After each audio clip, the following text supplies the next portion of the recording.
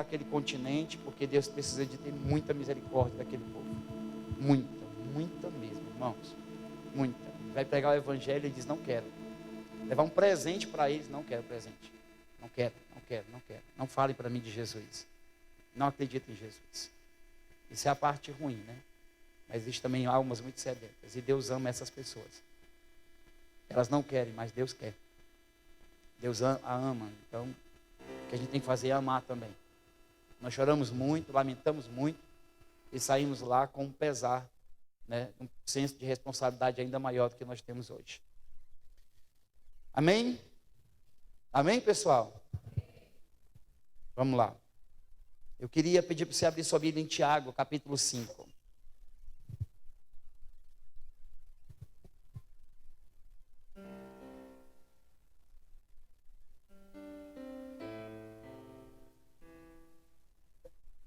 Depois, se você quiser saber de cada história, assim, com mais detalhes, até do que aconteceu na Itália.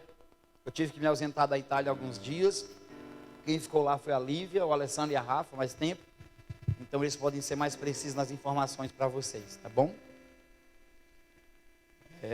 Foi muito bom. Convido eles para tomar um café, comer um churrasco, tá bom? Deixa Deus usar vocês, irmão, que a gente comeu muito macarrão e pizza. Então está na hora da gente comer um pouquinho também de... A gente foi muito bem tratado, na verdade, lá pelos pastores, a casa. Muito brasileiro, né? Uma igreja praticamente tomada por brasileiro. Tem alguns italianos e equatorianos também. Mas nós fomos muito bem cuidados lá. Muito bem alimentados. Mas comemos muita pizza mesmo. Vamos lá. Tiago 5,17. Elias era um homem semelhante a nós, sujeito aos mesmos sentimentos. Deus te usou, viu? E orou, e constância para que não chovesse sobre a terra. E por 3 anos e 6 meses não choveu. Queria repetir essa leitura com vocês. Elias era homem semelhante a nós, sujeito aos mesmos sentimentos, e orou, constância para que não chovesse sobre a terra. E por 3 anos e 6 meses não choveu. O 18. E orou de novo, e o céu deu chuva, e a terra fez germinar os seus frutos. Amém? Feche seus olhos, por favor. Senhor, nós queremos te render graça essa noite, te entregar nossas vidas e pedir um espírito de sabedoria, de revelação, no pleno conhecimento do Senhor, para que o Senhor fale conosco, para que nós possamos entender, compreender as verdades ditas pelo Senhor essa noite. Nós prometemos no término desse culto, dessa celebração e também dessa reflexão, da pregação do Evangelho, nós prometemos ao Senhor a honra, a glória e o louvor. Fala conosco, Espírito de Deus, em o nome de Jesus. Amém. Queridos, esse texto é, para mim, do Novo Testamento, né? Um dos mais doutrinários, vamos dizer assim, falando de uma forma de bibliologia, né? Falando sobre oração. Esse texto, ele deixa muitas verdades acerca da oração, até porque o próprio Tiago, no contexto imediato, repete várias vezes a palavra oração.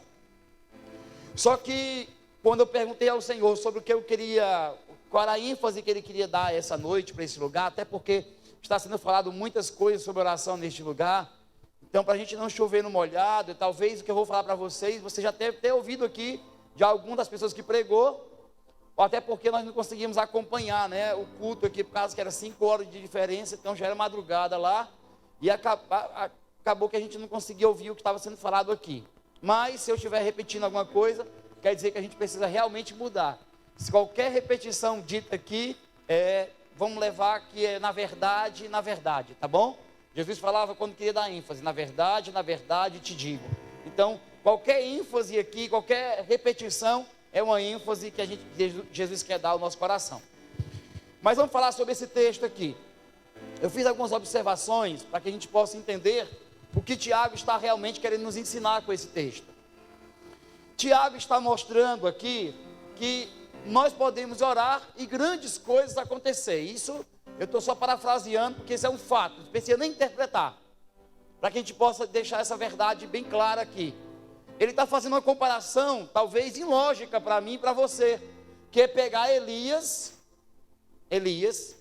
que foi levado ao céu, Elias, o profeta, o considerado o príncipe dos profetas, Elias que apareceu para Jesus do Monte da Transfiguração, pegar esse homem, eu e você, e dizer, é a mesma coisa. Isso constrange o nosso coração. Por quê? Porque nós temos todos os homens da Bíblia como um ícone, como um ídolo talvez. E é errado isso. Porque o que Tiago está mostrando é que todos são homens. Eu lembro de quando Pedro chegou na casa de Cornélio, Cornélio já tinha sido instruído pelo anjo de mandar chamar Pedro para pregar o evangelho para ele. Quando Pedro chegou na casa de Cornélio, Cornélio se ajoelhou. Pedro chegou, levantou Cornélio e disse, levante, porque eu sou homem igual a você. Os discípulos tinham reconhecimento de quem realmente eles eram. Como os profetas sabiam, como os reis sacerdotes também sabiam quem eles eram. Quando alguém tentava ser alguma coisa, procurava ser alguma coisa e reconhecido pelo que era, esses homens eram titulados, chamados a seita dos fariseus, ou dos saduceus. Porque quando você quer ser chamado, quer ser exclusivo, ou quer ser reconhecido por qualquer disciplina e prática espiritual, você está com o mesmo comportamento dos fariseus. Porque é isso que é o reconhecimento, é o clero e os leigos, é aqueles que fazem e aqueles que fazem menos. É mais ou menos assim, contextualizando, né? Tentando entender assim, na nossa época, aplicando, né, no nosso meio. Pastor, ora por mim, porque a sua oração é forte. Vocês já ouviram isso já? Eu já ouvi essas barbaridades também. Ore porque a sua oração é forte. E qual é a oração que é fraca? E a oração do pastor é o grau, é o cargo. Então, se ele é diácono, a oração é meia boca. Se é pastor, se for bispo, e apóstolo, e como que é? Vai intensificando. Isso é puro gnosticismo. É a mesma mentalidade do gnosticismo. E cada grau, nível de conhecimento que você vai ter, talvez de cargo, você tem mais poder na sua oração, mais do que o outro. Irmãos, eu posso dizer para vocês, que Deus é capaz de fazer coisas mais extraordinárias através de crianças aqui do que de adultos. Porque Deus não vê como o homem vê. O homem vê por fora, Deus vê as pessoas por dentro.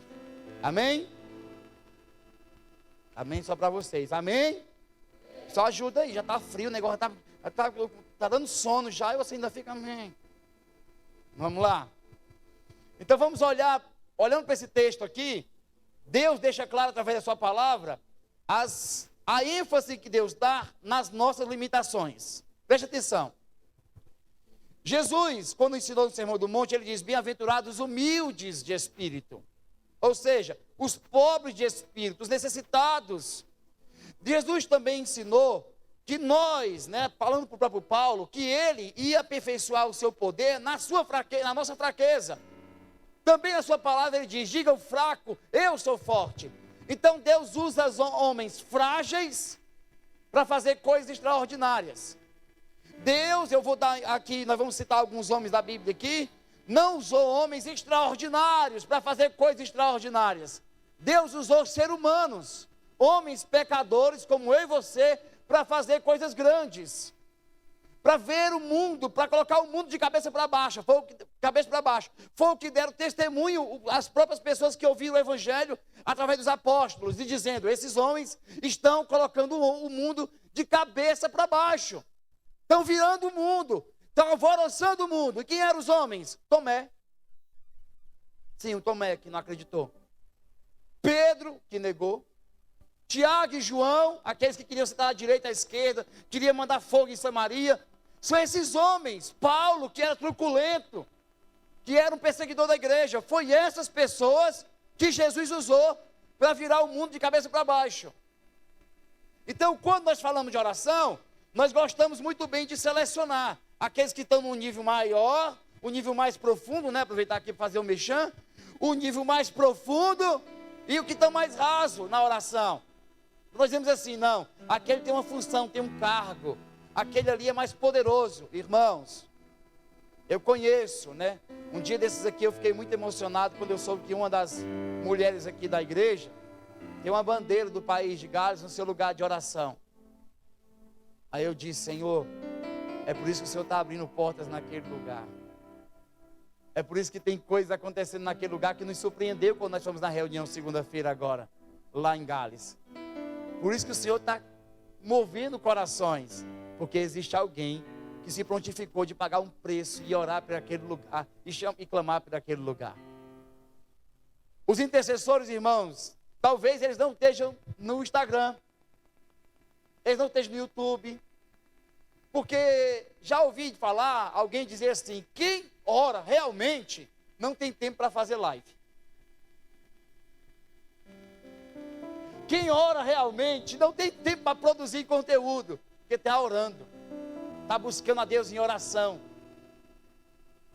Quem ora realmente, irmão, está gastando sua vida em lágrimas e sabe que quanto mais escondido ficar, melhor. Quem ora realmente não está atrás de like, de reconhecimento, e talvez vai ofender a mente de muita gente. Por quê?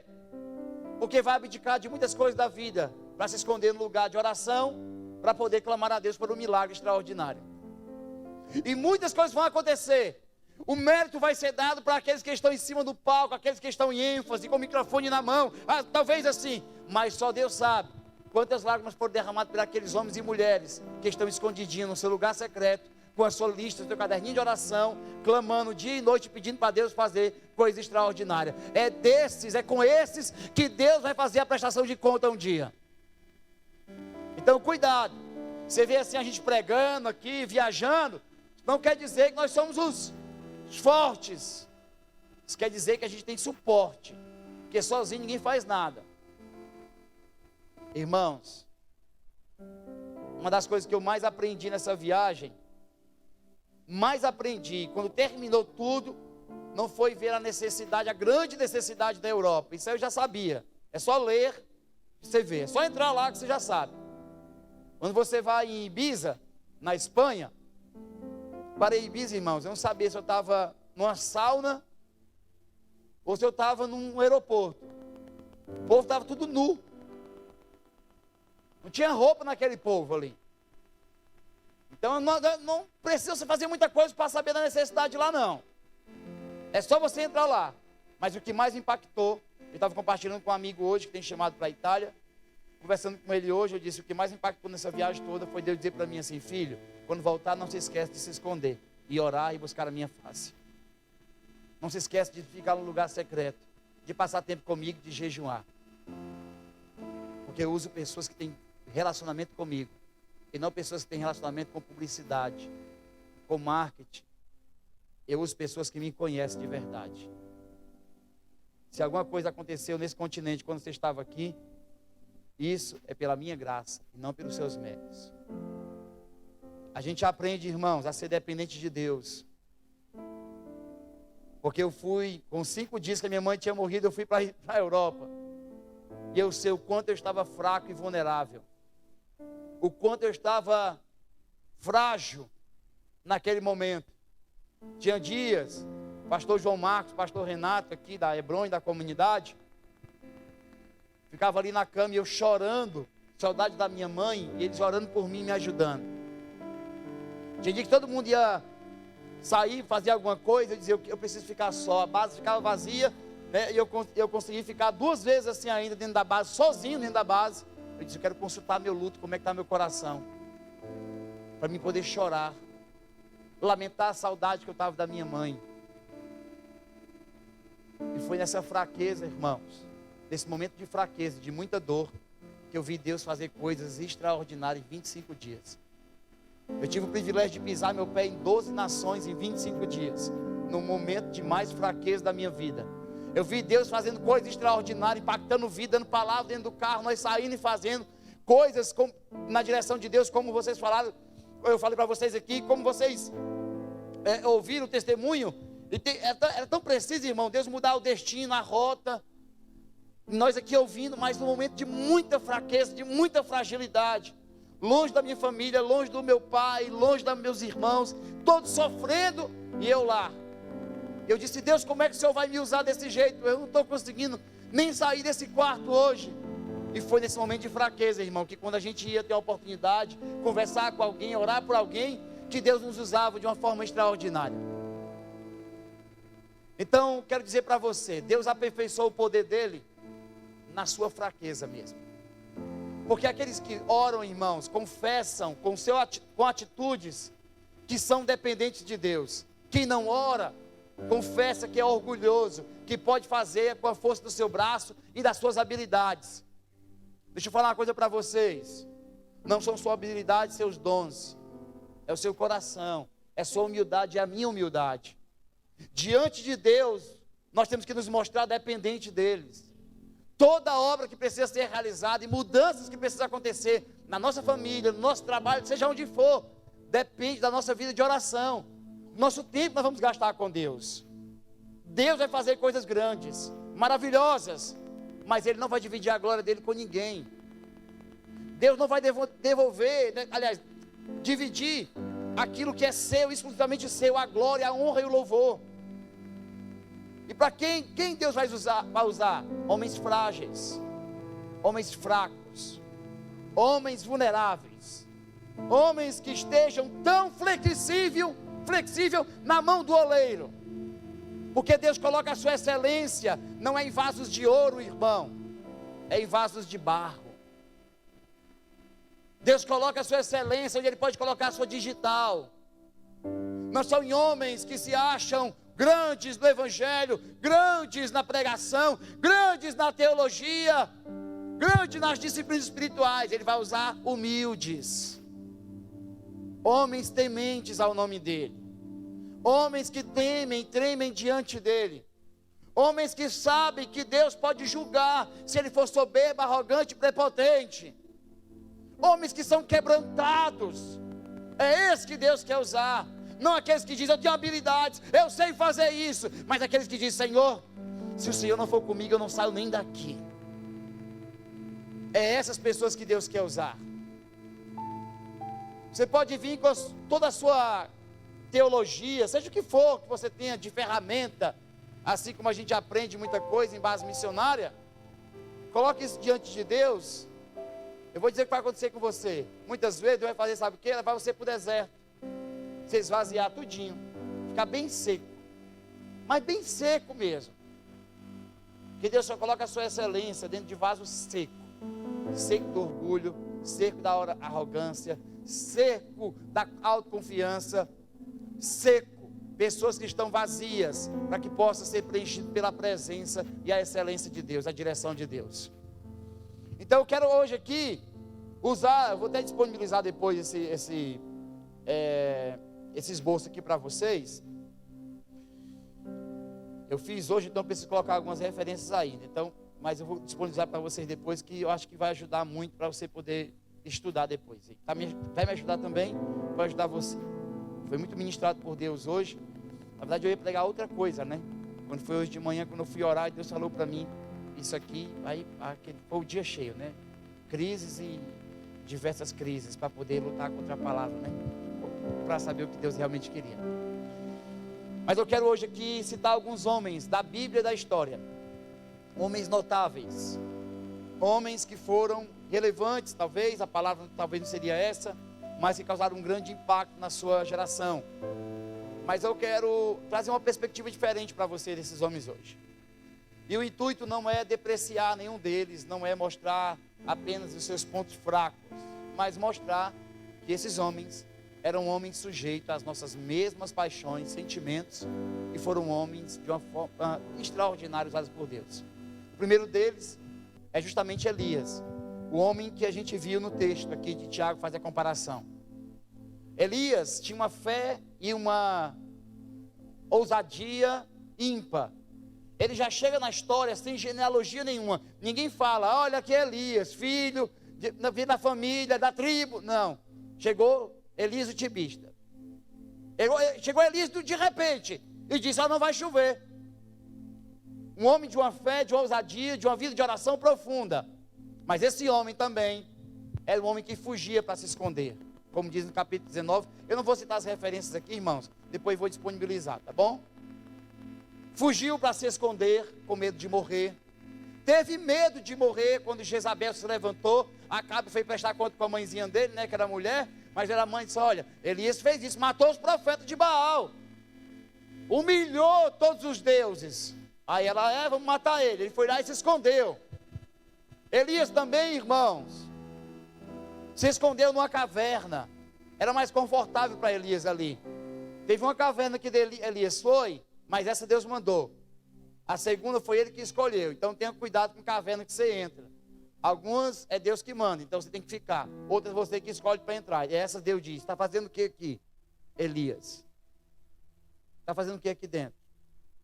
Eu não chamei você para isso. Sai daqui. Mas esse era um homem. Uma hora, teve um momento, no capítulo 19, que ele disse assim: Senhor, eu era o único dos profetas que sobrevivi. Eu sou o único aqui que eles não mataram. Deus teve que dizer para ele: Elias, você não é o único não, Elias. Tem 7.000. Você comeu carne, Elias. Você comeu churrasco. Tem 7.000 que comeu pão e água. Estão lá e não se corromperam também.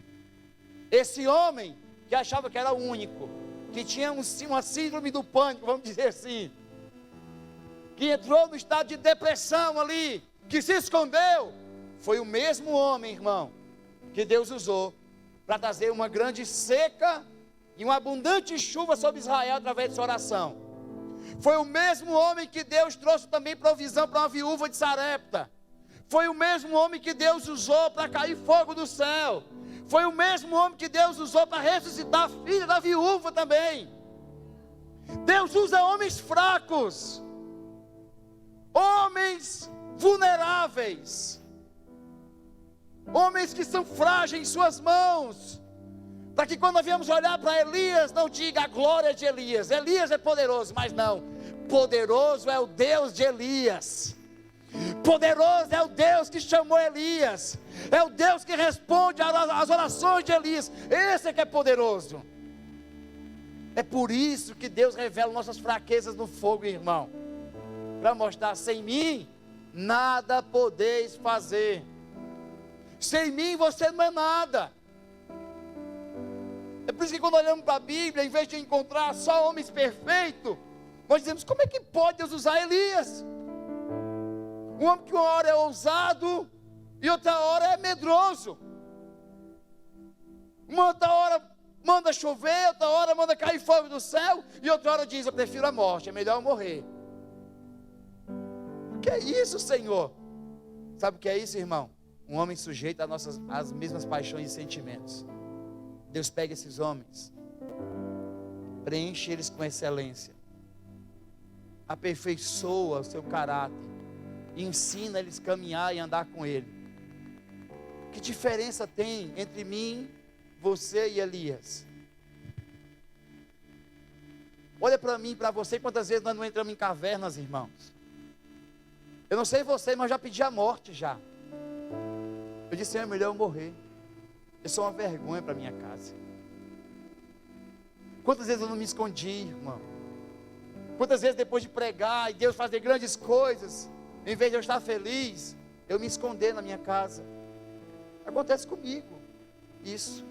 Não aconteceu não, acontece. Sabe por quê? Porque Deus quer a gente escondidinho com Ele mesmo. Às vezes Deus quer que a gente fique guardadinho da fama de Israel. A excelência não é para o vaso, irmão. A excelência é de Deus. Deus não vai dividir a glória dele. Por isso que Ele usa homens frágeis. Homens frágeis, irmão. Você pode olhar o homem pela fraqueza do homem. Deus pega essa fraqueza e transforma ela em poder. Deus é atraído por essas coisas, irmãos. Deus gosta de homens humildes, homens quebrados. Homem soberbo, arrogante, autoconfiante, que sabe que tem autoridade, fala com propriedade. Às vezes o Espírito Santo está assim, né, de uma forma, entenda, né? Uma analogia, né, para você entender. Ele está aqui do lado dizendo: não estou aí. Quando você se esvaziar, eu vou entrar. Quando você parar de querer mostrar que é muito forte, que é muito poderoso, que sabe todas as coisas, aí eu vou poder usar você. Vou poder pegar esse conhecimento e trazer revelação nele. Mas pode ter certeza de uma coisa, irmãos. Deus vai usar esses assim. Se você for olhar só para as fraquezas de Elias, você vai dizer, não acredito que Deus usou um homem desse. Mas se você olhar, você vai dizer assim, foi justamente o homem que Deus queria. Era um homem que era flexível às suas mudanças, às mudanças de Deus. Um homem que Deus teve que tirar, colocar, subir, levar, colocar em evidência, tirar depois, esconder. Pegou o homem que estava escondido depois. Deus, irmãos, fez tudo com Elias. Deus mexeu com Elias. Deus pegava Elias e colocava em posições diferentes. E Elias estava indo lá, obedecendo a Deus. Por quê? Porque era vaso na mão do oleiro. Tem dia de glória, mas também tem dia de luta. E Deus usa as orações desses homens aqui para trazer grandes revoluções na terra, inclusive de uma grande seca e também uma abundante chuva. Amém? Está entendendo? Diga amém. Pronto. Vamos falar sobre outro homem. O homem que foi chamado segundo o coração de Deus, que tem cerca de 73 salmos praticamente seus, em 150, 73 salmos. Há quem diga que é de Davi. Muitos têm um título, outros foi atribuído a ele.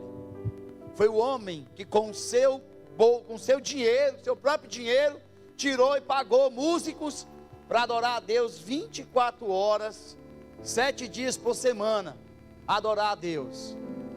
Um homem que disse, se eu quero uma coisa de Deus, é que eu possa morar na casa de Deus todos os dias da minha vida. É o mesmo homem que diz, eu me alegrei, nenhum bem tenho maior do que o Senhor. Tinha trono, tinha mulheres, tinha filhos, tinha cavalos, tinha carruagens, tinha um exército, tinha o palácio, e ele diz, eu não tenho outro bem além de ti. Esse homem aqui, adorador, também foi o adúltero e o assassino. Foi o que não conseguiu governar a própria casa. Como é que Deus usa um homem igual Davi?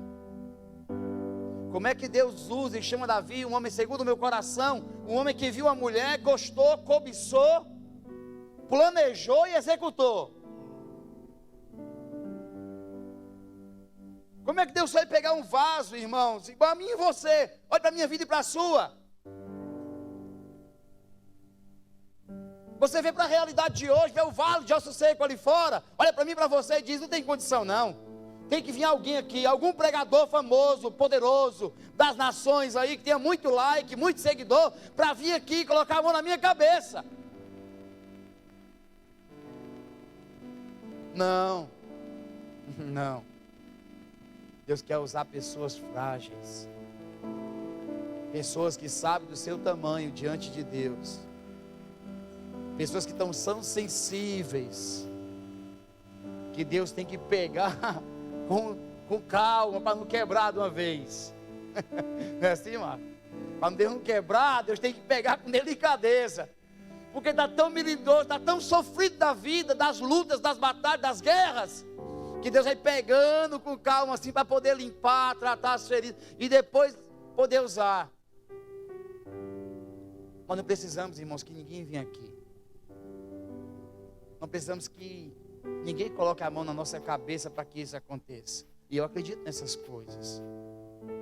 O que nós precisamos, irmãos, é nos reunir com um coração tão humilde, tão quebrado, tão pequeno e tão frágil diante de um Deus tão poderoso e dizer, Senhor, não por mim, mas em nome do teu Filho Jesus.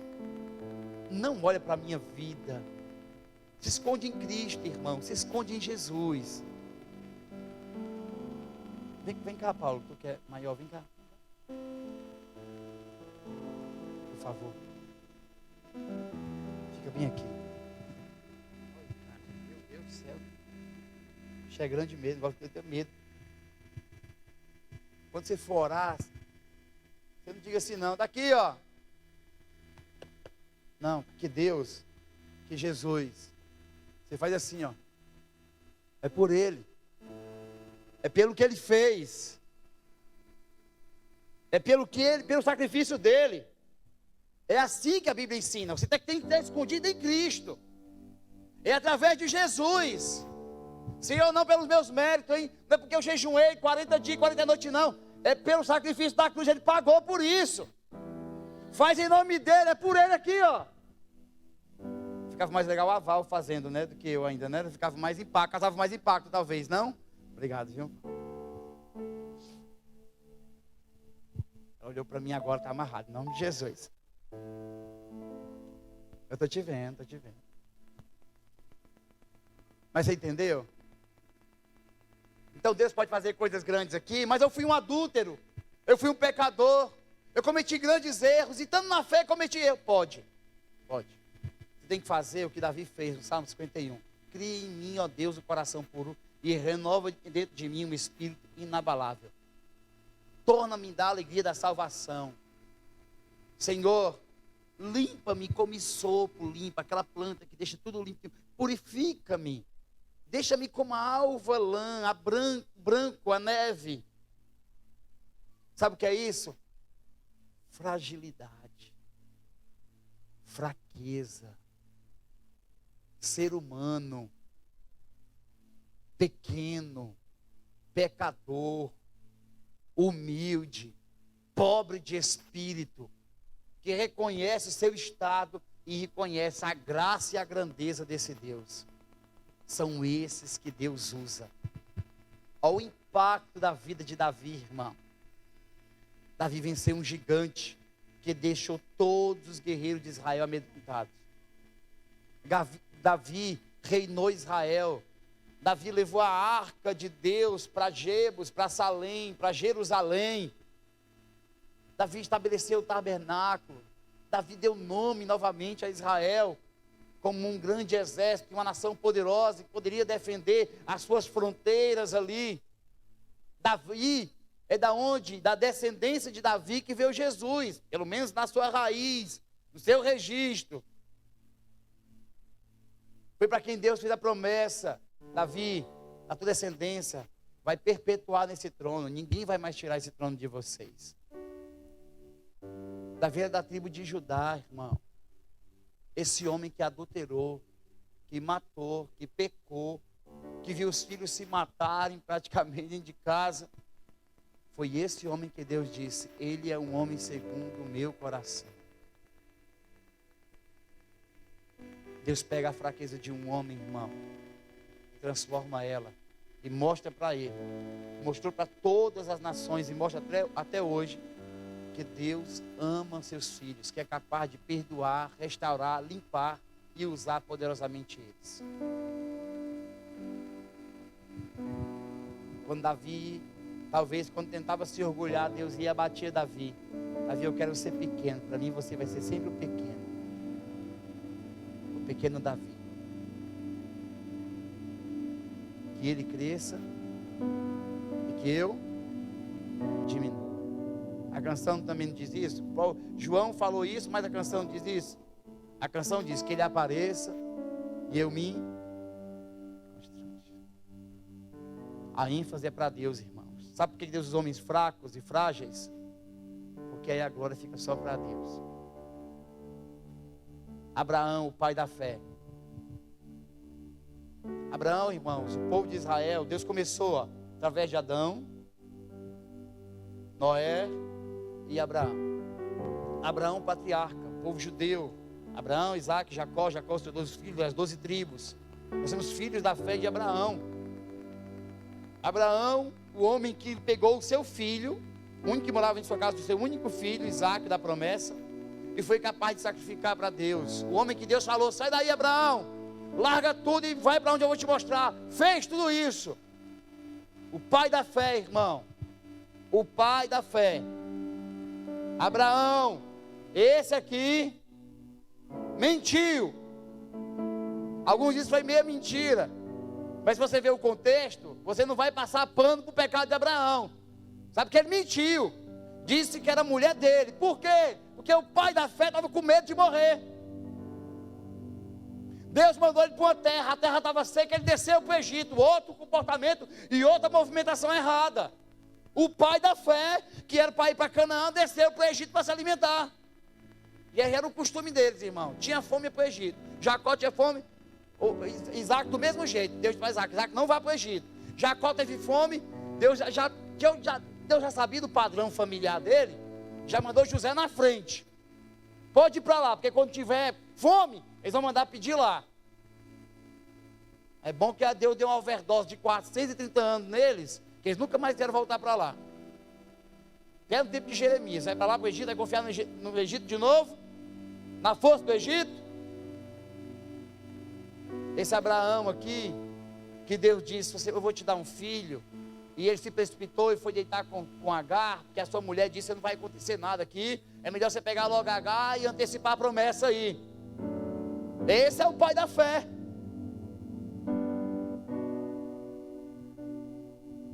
Irmãos, Deus usa homens frágeis. O que nós chamamos de o grande Abraão, o pai da fé, o patriarca Abraão, é esse também. E foi Deus que usou esse homem aqui, irmãos, para ter o seu patriarca do povo de Deus. Ele que teve uma revelação clara do Cristo, que comeu com Deus, irmãos. Comeu com o Senhor, servia ao Senhor.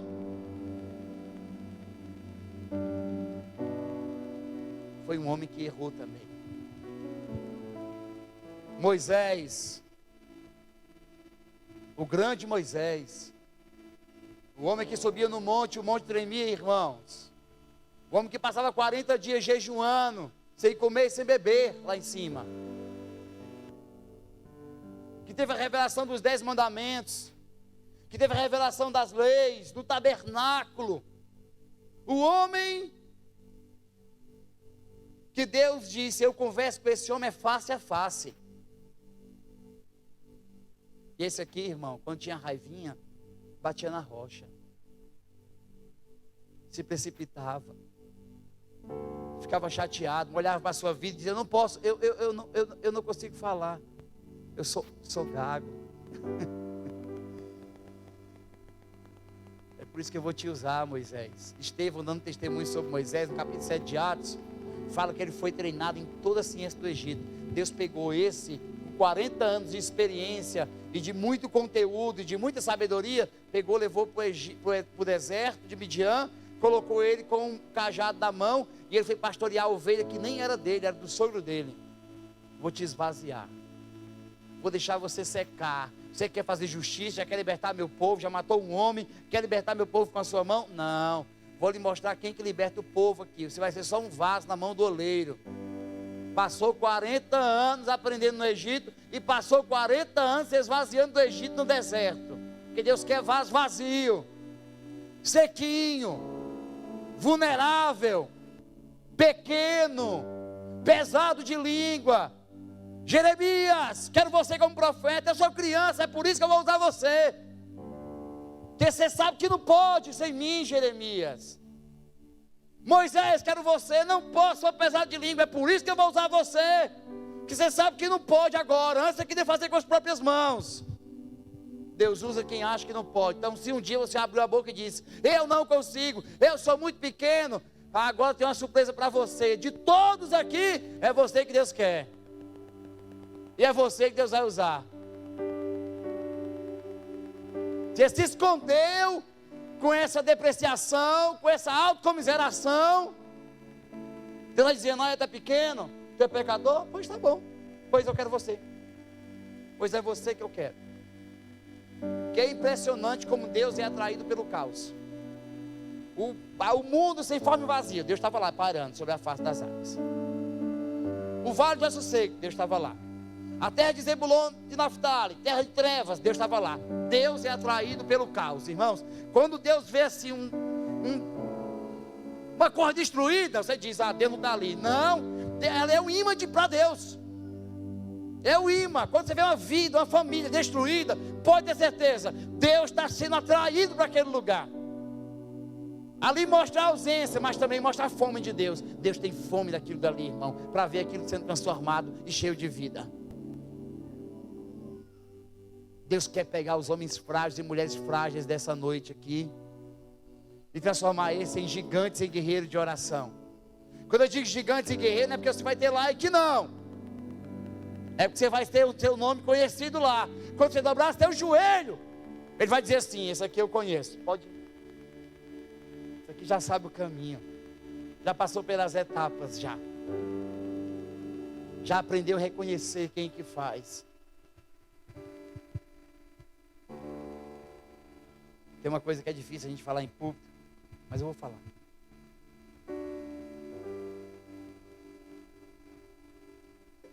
Tem gente que não crê nessas coisas.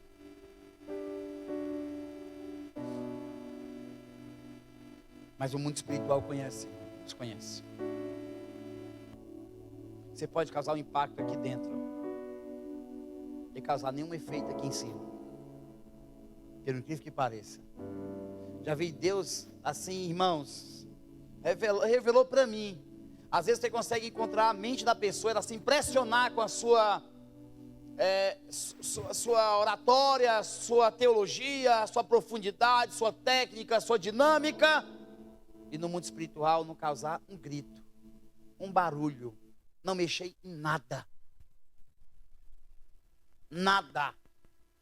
Porque o fruto não permanece. Você vê pessoas fazendo, e movimenta, e faz, e sobe, e desce, faz firula, e coloca, e maqueia, faz tudo para acontecer. Acontece, uhul, aconteceu.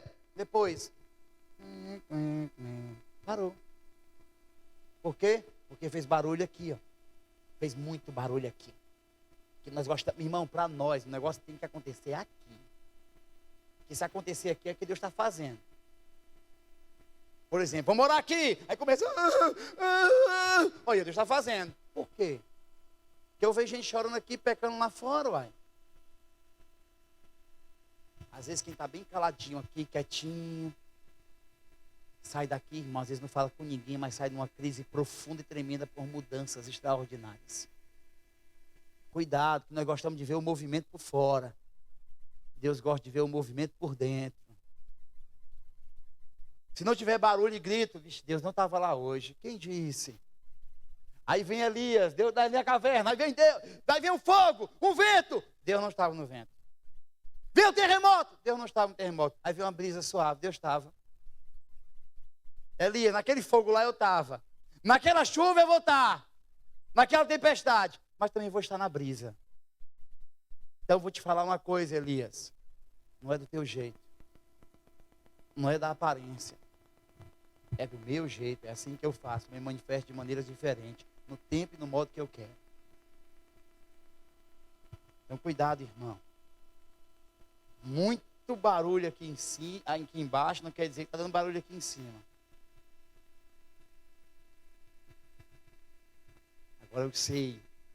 Se você estiver alinhado com lá, toda palavra que você der aqui, elas são formadas em decretos, em palavras proféticas. Se você chegar no Vale de Ossos Seco hoje, irmão, e dizer, vento norte, vento sul, sol, não vai acontecer nada. Mas se você disser, assim diz o Senhor, aí, meu irmão, você fala, não são as palavras, irmãos, é quem toma a boca da gente. Não é eu repetir, está amarrado, está repreendido. Em nome de Jesus. Eu lembro de um cara, ele era líder de jovens de uma igreja. Aí tinha a oração à tarde naquela igreja. E o fogo, irmãos, era um decovanai lá, uns mantos, uns derrébia lá. Era um crente mais fraco pulava dessa altura. Teve um dia o demônio se manifestou lá numa pessoa. Aí o cara foi lá.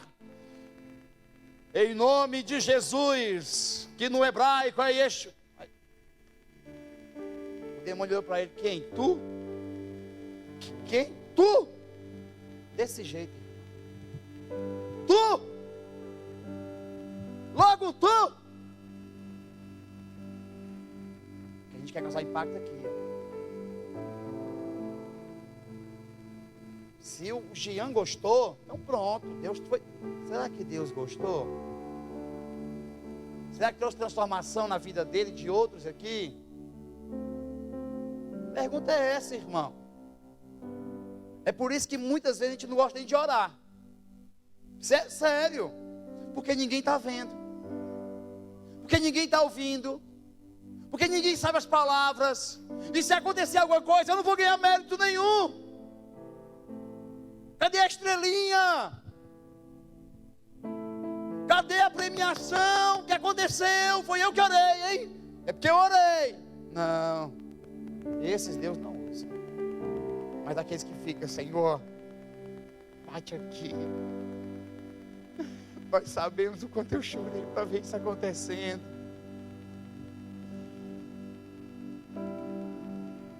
Você vê aquilo acontecendo, você fica, nossa, Senhor, obrigado. Eu me revelou hoje de manhã que acontecia aquilo. Ninguém mais sabe, só você e ele, é segredo. Aí você sai da reunião e todo mundo, Osana, com outra pessoa. E você passando ali do lado e sabendo, só no seu íntimo, que o Eterno convidou você para aquela guerra. E só você e o Eterno sabem das lágrimas que você derramou para aquilo acontecer.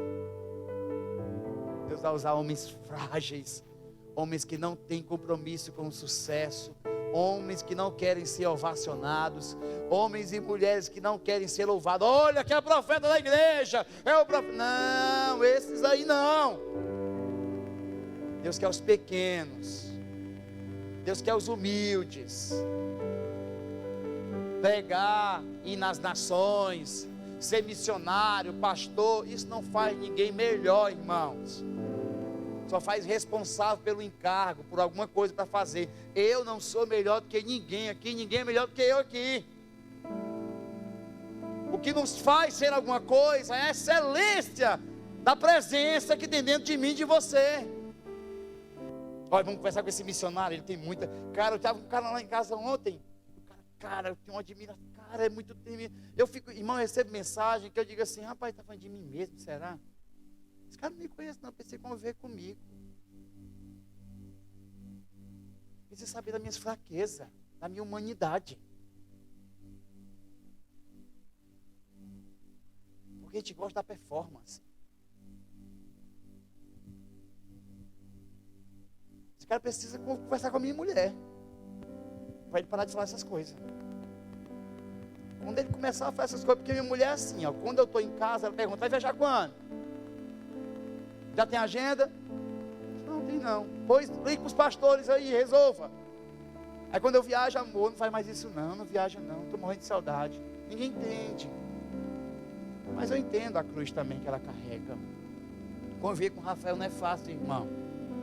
Mas quem me vê aí pregando, viajou, vi tantas nações, não sei o que, esse cara é tremendo. Não é nada, irmãos. Tem dia que eu estou bem miudinho, tem dia que eu não quero ler, não quero orar, tem dia que eu quero fugir, quero ficar assistindo assim lá em Nárnia, porque eu sou frágil também, porque eu sou tão quebrável como você.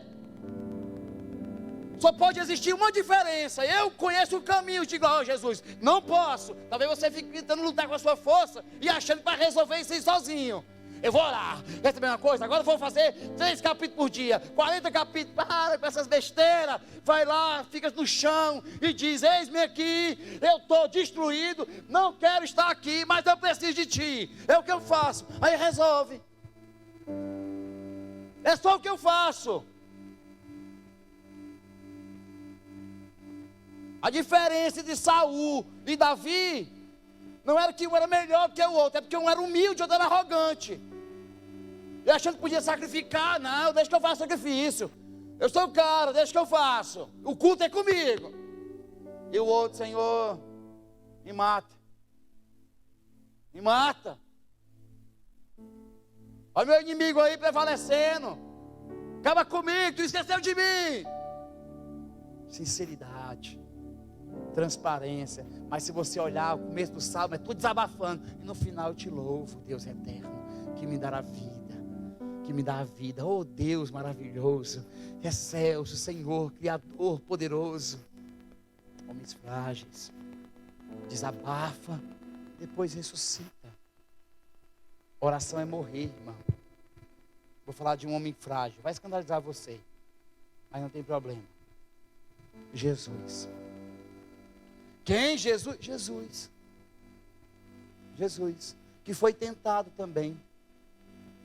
que passou por dificuldades, que teve sede, que teve fome, que disse: minha alma está angustiada, se for possível, passe de mim este cálice. Jesus.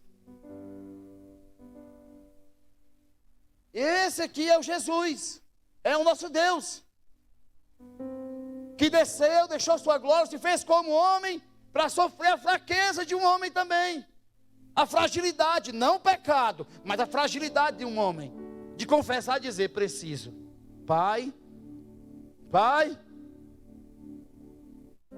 sabe o que mostra disso na vida de Jesus? O povo ia dormir, ele se retirava para orar. No outro dia, todo mundo, olha como Deus usa esse homem é um homem de Deus, é um profeta, é próprio Deus, é o Filho de Deus, é o ungido, é o Messias. Onde é que ele estava de noite?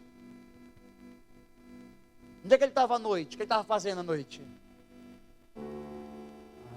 Sabe por quê? Dependência.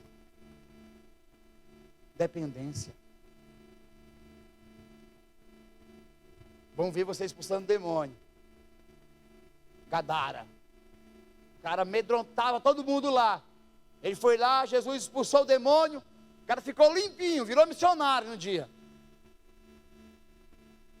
Só que, se você olhar os versículos anteriores, ele estava no monte da transfiguração orando. Então, o que você vê acontecendo aqui, só pode acontecer se existir a oração, a vida com Deus íntima.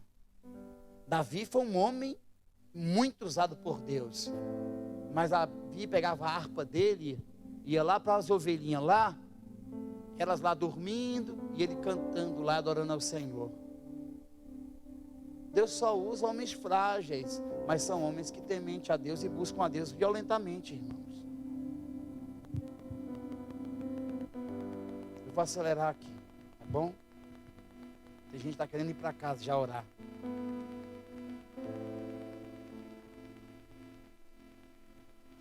Tem um homem que eu tive o privilégio de conhecer, um orfanato, nós chamamos de George Miller. Ele construiu 5 grandes orfanatos. Irmão, 5 grandes orfanatos não é um orfanato, um prédio grande não. É um complexo. Eu fui lá e eu vi, eu e o Ney. É um complexo. São 5 grandes complexos. Hoje é usado para a faculdade. Uma parte lá, pequena parte para o museu dele. Ele cuidou de mais de 10 mil crianças. Quando ele morreu, as pessoas disseram assim, elas ficaram órfãs 2 vezes. Porque o segundo pai delas morreu, George Miller. George Miller era um homem que orava, e tudo que ele queria de Deus, eu tenho um livro de oração dele lá, Livinha, né, que tem. Tudo que ele queria de Deus, ele botava em oração. Tudo. Um homem muito frágil, irmão. Que viu pessoas morrendo do seu lado. Que algumas orações talvez não foram atendidas como ele queria, mas foram atendidas do jeito que Deus queria responder. Mas era um homem que amanhecia de manhã com muitas crianças, centenas de crianças, sem ter nada para comer. Ele ia orar e Deus respondia. Estava com fome, não tinha o café da manhã. De repente, o padeiro quebrava a carroça em frente ao prédio deles, com os pães tudo lotado lá. E não posso mais consertar, vai consertar, vai demorar muito, pô, vamos secar, vamos ficar duro. Você quer ficar com esse pão aqui, não? Vocês? Um homem que viu coisas extraordinárias acontecendo, irmão. Que cuidou de mais de 10 mil crianças sem pedir uma moeda a ninguém. Porque Deus é o pai dos órfãos. Homem de oração. Homem que dedicava a sua vida orando. Quem era George Miller? Homem sujeito às mesmas paixões que eu e você. Evan Roberts. O homem do grande avivamento do país de Gales. Que mexeu, que revolucionou e varreu a terra, irmão, porque mexeu com Azusa.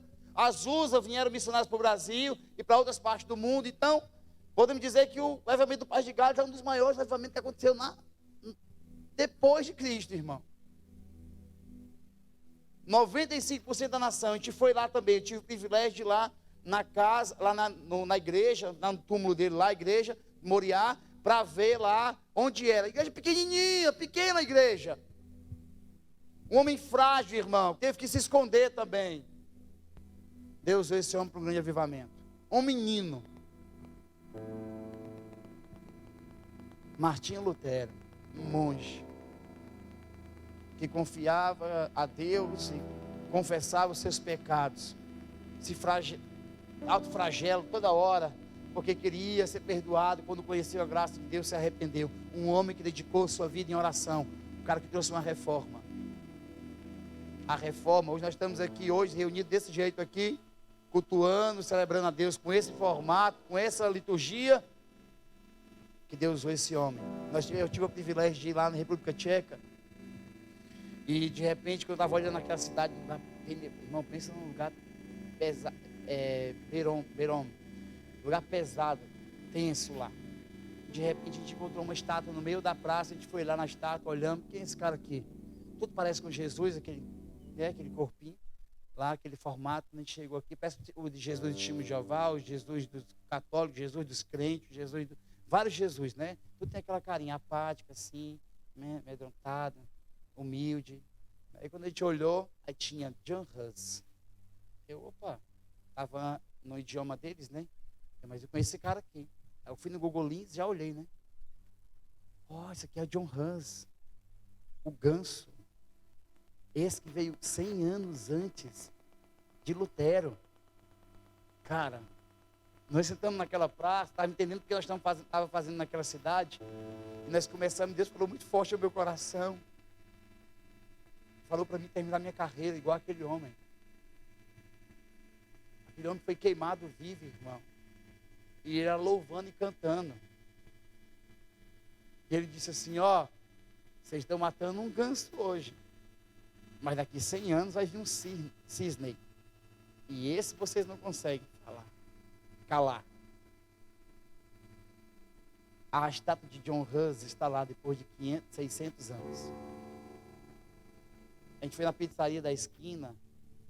E eu só para ver se realmente aquela história era viva ou era só uma estátua. Eu disse, pastor que falava italiano, que a pizzaria, apesar de ser na República Tcheca, a pizzaria era italiana, então ele conseguia se comunicar com ela. Eu digo, pergunta para ela se ela conhece aquele cara da estátua. Perguntou, disse assim, conhecemos. Ele era um homem cheio de defeito, ela disse. Mas ele ensinou o idioma para essa cidade aqui, e também em Praga, né, na capital. E ele também era um pregador barulhento. Sabe como é que tem na estátua dele? John Hus, pregador da verdade. Eu gostei, sabe qual foi a parte que eu mais gostei? Ele era um homem cheio de defeitos. Quando eu olhei para isso, eu disse, então também, dá para mim ser também, Senhor, usado assim. Porque quando eu olho no espelho, eu só vejo defeitos. Quando eu vou orar, eu vejo mais defeitos. Eu quero falar de um último e a gente vai encerrar. Na verdade, penúltimo é John Wesley, fundador do metodismo. Eu fui na casa de John Wesley também na Inglaterra.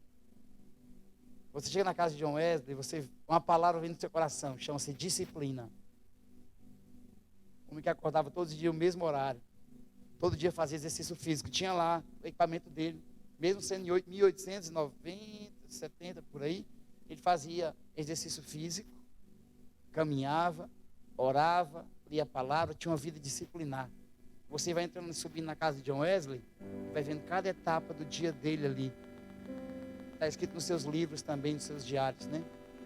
Então John Wesley, um homem disciplinado, um homem que buscava a Deus, um avivalista, irmão. Trouxe um grande avivamento na Inglaterra. John Wesley queimava, pregava, e já nasceu, né, quando era criança, foi tirado do fogo. E ele era um homem realmente, um tição tirado do fogo. Ele pregava e os corações eram incendiados. Mas era um homem totalmente entregue à oração, rendido à oração. Cheio de falhas também. Tem um homem que veio para o Brasil, talvez alguns não conheçam. Alguém conheceu aqui Gregório McNutt? Quem conheceu Gregório McNutt? Pronto. Maluco. Chapado. Americano, né, que veio fazer missão no Brasil, aprendeu português. Falava, cara, esse cara não entende as coisas de Deus, né? Pregava contra o sistema, contra as coisas que ele via, contra os cultos ao homem. O seu ministério, fogo, paixão e lágrima, né? Homem que chorava. Mas se você for na internet hoje, tiraram muitos vídeos dele. Tiraram muito, não sei o que estão fazendo. Tiraram muitos vídeos do Gregório McNulty. De vez em quando eu vou lá, mas tem no Spotify, tem pregação dele, ministrações dele lá, em alguma dessas plataformas. Quando você vai escutar o Gregório, seu coração incendeia. O Gregório cantava ruim, pelo amor de Deus. Fala a verdade, não, Daniel? Cantava ruim, mas cantava com muita paixão. As letras dele não eram, meus irmãos, nem rimava. Mas era muita paixão. Homem que chorava na presença de Deus, incendiou. Você vê esses caras em evidência hoje, pregando na internet, muito seguidor, dando aula, curso, arrasta para cima e aquelas coisas todas. Pergunta para eles quem era Gregório McNulty, todos eles conhecem. E vocês, a maioria de vocês aqui não conhece Gregório McNulty. Graças a Deus. Porque Deus usa muitos homens escondidos. Como eu citei alguns nomes aqui, mas se eu disser para vocês, perguntar para vocês quem é Rhys Howells, alguns conhecem, outros, a maioria nem conhece. Deixa eu falar uma coisa para vocês. O que tinha, na verdade é uma pergunta, o que tinha nesses homens, diferente de mim e de você? O que é que tem de diferente desses homens? Resposta, o conhecimento que eles tinham sobre a pessoa de Deus. Não sobre o poder, mas sobre a pessoa. E saber que era um Deus poderoso, mas também que era gracioso. Eles olhavam suas limitações. Eles conheciam as suas fraquezas, mas sabiam um dia ser aperfeiçoado. Sabe qual é a diferença desses homens? Eles eram homens semelhantes a nós também, com o mesmo sentimento, mesmas paixões. Só que esses homens que marcaram as suas gerações, registraram, colocaram o seu nome na história, tanto da Bíblia como na história do cristianismo, eles tinham uma coisa em comum. Eles se escondiam no lugar de oração. Eram homens que saíam de lá transformados, humildes, quebrantados. Homens que eram mudados pelo fogo de Deus. Que eram temperados, provados. Muitos deles perderam entes queridos. Muitos deles perderam famílias. Muitos deles perderam fama. Eram expulsos das igrejas. Não tinham compromisso. Esse negócio de, não, tem que agir com sabedoria. Tem que falar com essas pessoas. Não tinha essa politicagem com eles. Não tinha. Esses aqui não. Não, a gente tem que falar com sabedoria para ganhar. A ênfase não era dada para o povo, era dada para Deus. Então quem é que queria vir, vinha. Esse negócio, essa melindrosidade não tinha com esses homens. Não tinha. No diário de John Wesley diz 5 de maio de 1900 e alguma coisa. Estava pregando de manhã em uma capela, fui expulso de lá. 5 de maio, mesmo dia à tarde, fui pregar em outra capela, fui expulso de lá também. No outro domingo, dia 12 de maio, estava pregando em tal lugar, fui expulso de lá, tal capela, fui expulso de lá, tal igreja, e assim por mais de 2 meses. Um dia estava pregando na rua, fui expulso da rua também. Depois fui lá para um pasto pregar, 10.000 pessoas foram lá me ouvir. Tem um negócio de não pode bater na noiva, mas pode explorar, né? Pode mentir para ela, ludibriar também, adormecer ela, embebedar ela também pode, então?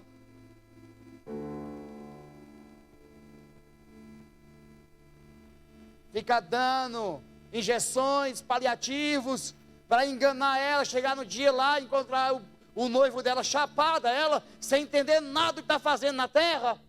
Aí pode também? Aí não pode bater na noiva. Tá bom, bater não vai bater não. Mas limpar pode. O que não pode fazer é ficar mentindo para ela, enganando ela, embebedando ela.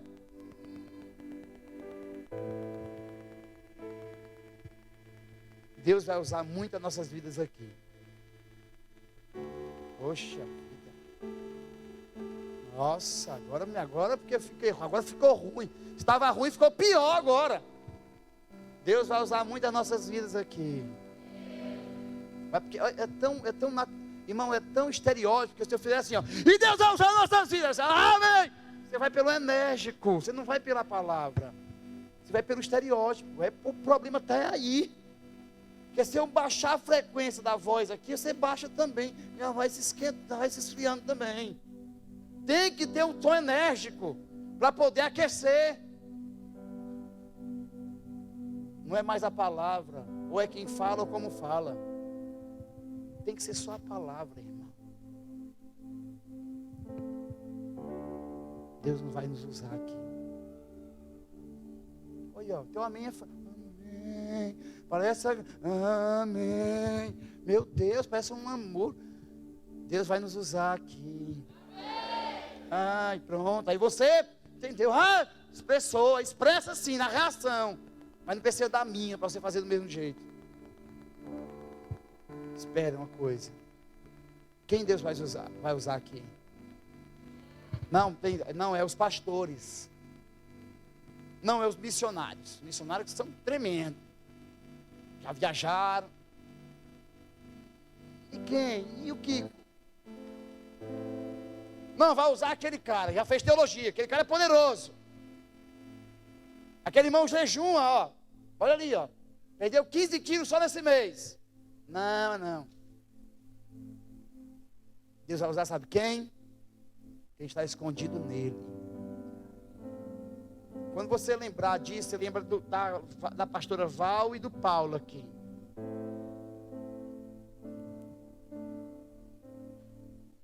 É quem está escondido nele, quem é dependente dele. Quando vocês pegarem o caderninho de oração de vocês, for lá naquela sala de oração da igreja, e chegar lá, ou no seu quarto, seja onde for, por favor, não procure méritos naquilo, mas traga a grandeza de Deus para tudo isso e a dependência de Deus sobre tudo isso, para que quando acontecer, você saiba com clareza de que Deus usou vasos de barro para fazer aquilo. Porque no dia que o vaso se soberbecer, ele pega e solta assim, ó, pá, quebrou. Só para você saber quem tem poder aqui. Quem que faz? Quem transforma? Quem mexe? Quando você querer subir de novo a patente, aí Deus diz, espera ainda, sobe mais um pouquinho o braço, solta, pá, quebrou, tá vendo? Isso é isso aqui, ó, isso não é nada, sem mim isso não é nada. Deus faz isso porque Ele é chato, porque Deus é não, Deus faz isso para nos mostrar que os humildes, como filho dele, é quem realmente muda o mundo, são os quebrantados, mas os que se escondem em oração todos os dias. Queria orar com vocês hoje. Queria que você ficasse de pé, por gentileza.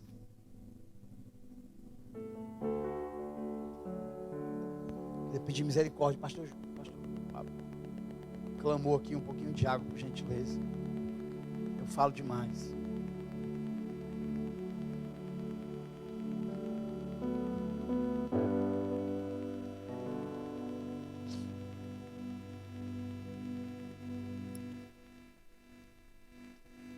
Eu não sei o que é que vão cantar aqui.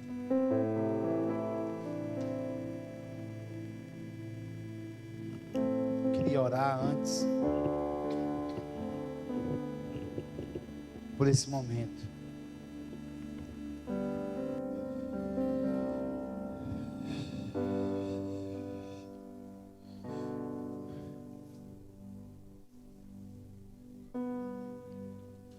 O Espírito Santo de Deus hoje falou uma coisa muito forte para mim. Eu queria dividir com vocês. Obrigado, meu irmão.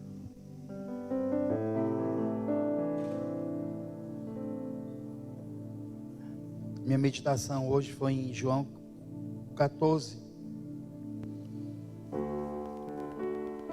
E o Espírito Santo falou para mim assim: o maior segredo da oração o maior segredo. Diz qual é o maior segredo. A gente gosta dessas coisas, né? Quais os 5 passos para ter uma oração eficaz? Quais 7 princípios para vencer? E eu perguntei ao Espírito Santo, usa essa didática para mim. Aí me diz, qual é o ponto principal, assim, qual é? Aí foi muito claro comigo. O Espírito Santo é a chave principal de toda oração. Porque a instrução tem que ser do Espírito, a intercessão do Espírito, a inspiração do Espírito, a revelação do Espírito, adoração em Espírito. Então, se tem uma coisa que eu preciso saber sobre oração, é que eu preciso estar com o Espírito Santo.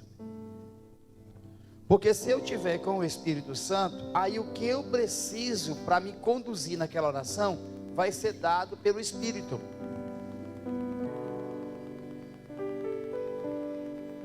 Porque a gente quer muitas coisas quadradinhas. A gente quer um método. Me dá um método aí que o método me ajuda. Vou te dar um método agora de orar infalível. Você vai se ajoelhar e vai dizer: Espírito Santo, seja bem-vindo aqui e me guia nessa oração.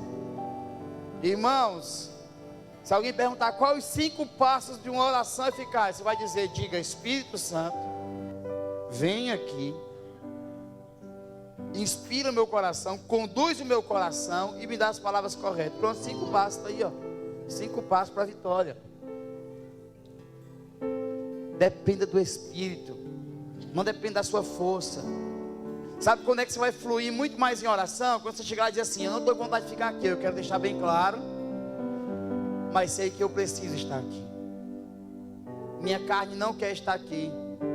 Eu estou com tanto pecado, tanta raiva, tanta ira, tanto desgosto, tanta frustração, tanta tristeza, que eu não queria estar aqui. Eu queria descontar tudo isso. E às vezes dizer para o Senhor que o Senhor não viu, me ignorou. Aí começa a falar, irmão. Aí de repente o Espírito Santo vai trazer entendimento ao seu coração. E pode acontecer diversas coisas, eu não quero limitar, mas uma delas pode dizer assim: filho, sabe por que isso aconteceu? Porque foi justamente isso que trouxe você para cá. Você estava tão empolgado em fazer que você esqueceu de ficar aqui. E você saiu fazendo e eu olhando. Você fazendo e eu olhando. E eu querendo que você voltasse para cá e você lá, empolgado, porque eu te dei um dom. Isso foi o suficiente para tirar de perto de mim. Imagina se eu te desse tudo que tu me pedisse. Se um dom foi o suficiente para te afastar de mim, se uma porta que eu abri foi o suficiente, se uma bênção que eu te dei, se o casamento que eu te dei foi o suficiente, imagina se eu te desse tudo da tua lista. Você vai mostrar a tua fraqueza, a tua debilidade, a tua fragilidade.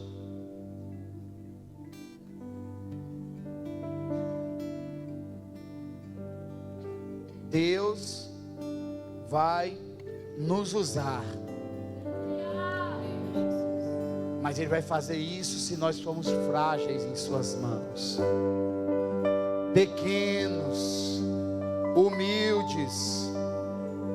Não chegue com a sua experiência para Deus, não chegue com o seu conhecimento para Deus, não chegue com isso diante dele. Chegue vazio e diga: eis-me aqui, Senhor, ai de mim, ai de mim.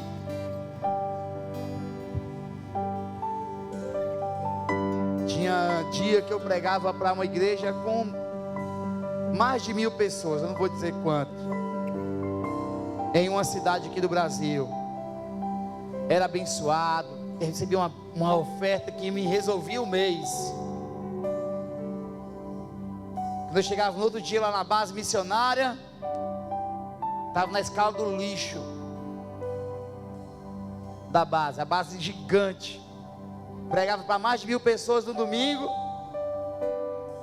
Na segunda, estava na escala, estava indo de Latam, já estava uma classificação já. Já tinha classificação, então já não pegava mais aquela fila, já ia para outra já tinha direito à bagagem, a escolher o assento. Aí quando eu chegava na segunda-feira lá antes, Rafael está na escala do lixo. Eu, poxa cara, saí do luxo pro lixo.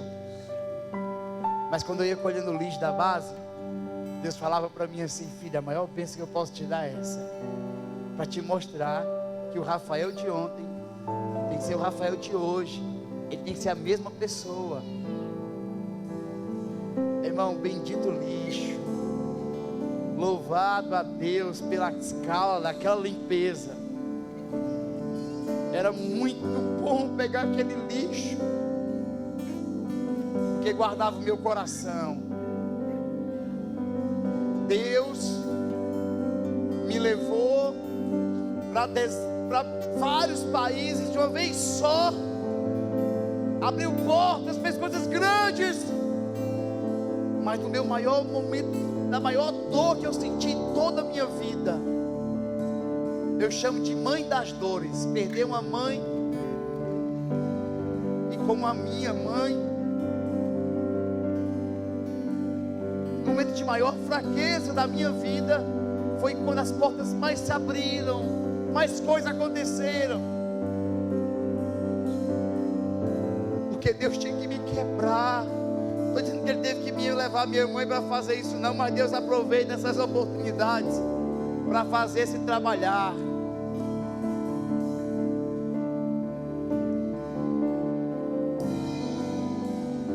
Eu estou tremendamente, profundamente, imensamente quebrado,